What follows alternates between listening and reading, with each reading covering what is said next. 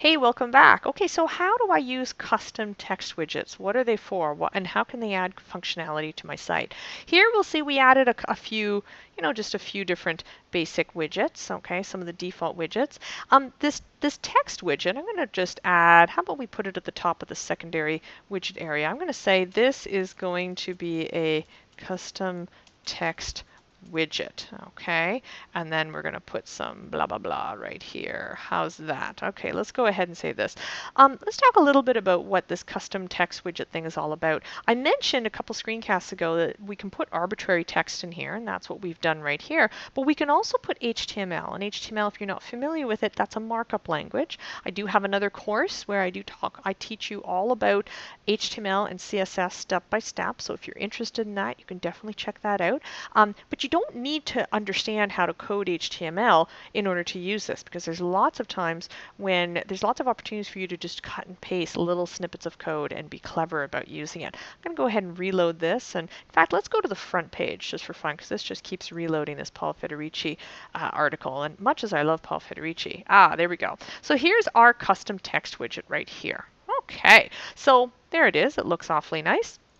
Let's figure out what we can do with this. Well, sometimes when you're on other sites, you may see an opportunity to, share certain content or embed certain content using what's called an embed code or HTML codes, or the terminology varies. But typically, if you see embed code or something like that, that generally is a clue that there's going to be the opportunity for you to cut and paste some code that you can then pop into a widget on your site and use in a really cool and creative way. Here is a perfect example. I'm going to go to the Twitter website, and I'm going to go to About.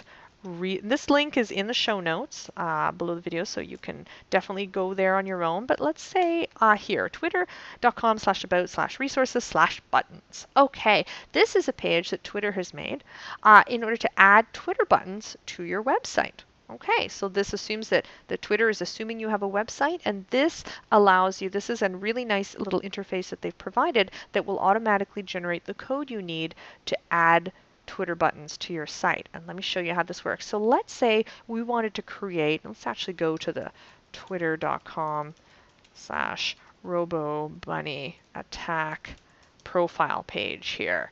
There we go. Yay, there's RoboBunny attack. Okay, I'm not very active on Twitter yet, but that will change. Okay, so let's say I'm encouraging people. I'd like to encourage people to follow me on Twitter.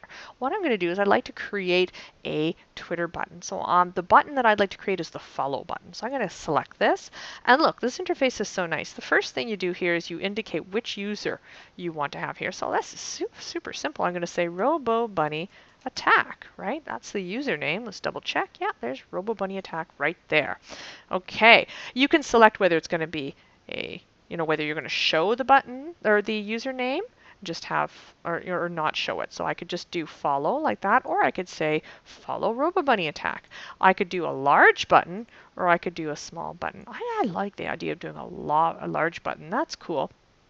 Opt out of tailing Twitter. What does that mean? I'm going to click on this and see what it says. About tailored suggestions. Oh, way too much reading for us. That's fine. We don't care about that. Let's just leave that like that. English? Yeah, our website's in English. Okay, so there's a preview of what this button is going to look like. How do we get this button onto our website? Easy, okay? It says right here, try out your button, then copy and paste the code below into the HTML for your site. Let's start by trying this out.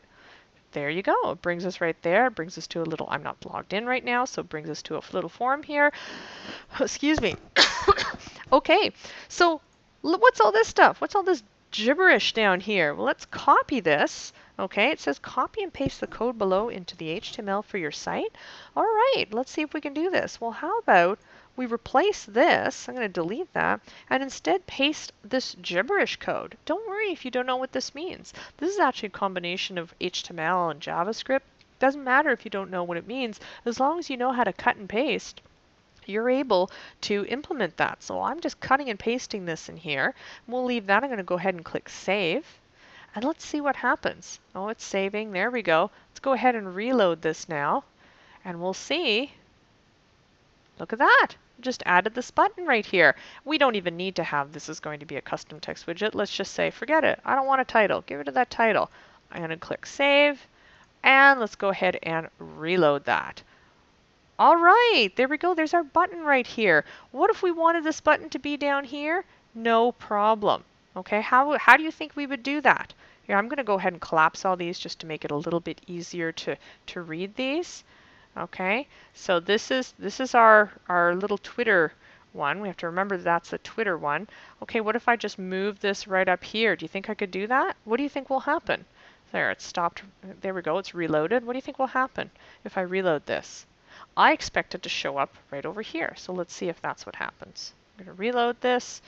So it's no longer at the top, but now it's down here. Oh, interestingly, it actually tucks it underneath there rather than putting it over there. But that's perfectly fine, okay? How cool is that? I'm actually, you know what, I think I prefer it right up here, so I'm going to put it right there. But that's completely arbitrary, okay? There we go. Follow RoboBunny attack. Super cool. That's how you create a custom text widget. And there's lots of opportunities to do that. Lots of places online will give you embed codes. And as you become more proficient and more familiar with this, you're going to keep an eye out for those embed codes. And it's a really, really easy way to add a little bit more functionality to your site and just customize your site exactly the way you want it. There's also ways to add Twitter feeds and Facebook page feeds where you can see, like, you go to Facebook and grab the code to be able to have like an overview of all your fans and recent comments, recent discussions, and all sorts of cool things. I'm sure you've seen this on other websites. Well, now you know how to do it. You just cut and paste that embed code, pop it into a custom text widget, and away you go. Okay, so that's how you create a custom text widget. The last thing I'm going to say is that widgets, you're not only going to see, right now there's these 12 widgets right here. I don't want you to think that this is it, okay? There are ways to add extra widgets to your widget area, and that's by using what we call plugins, okay? And that's what we're going to be talking about in the next screencast. In the next few screencasts, we're going to learn all about finding, installing, and activating plugins. Some plugins, not all, but some plugins work by just adding extra widgets to your site, which you can in turn use to add extra stuff all over your page, okay? Some plugins don't. Some plugins do completely different things. But in the next set of screencasts, I'm going to walk you through using plugins, and you're going to see how you can use them to really extend the functionality of your WordPress site. But in the meantime, have fun with the available widgets here and your custom text widgets, and thanks again for watching. I'll see you next time.